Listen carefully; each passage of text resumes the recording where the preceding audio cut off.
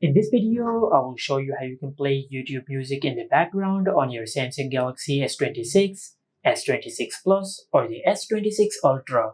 Now to do that, first of all, just open Google Chrome on your Samsung phone. Then in the search bar, just search this. Now after you open the web version of YouTube music on your Samsung phone, now from here, just look for the music which you want to play.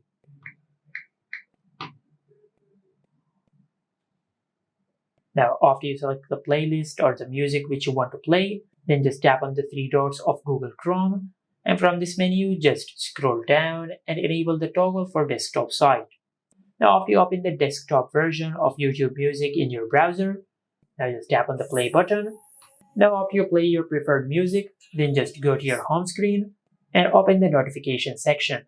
As you can see, this is the music which we are playing. Now, just tap on the play button, and you will be able to play the music in the background on the home screen and even on the lock screen, just like that.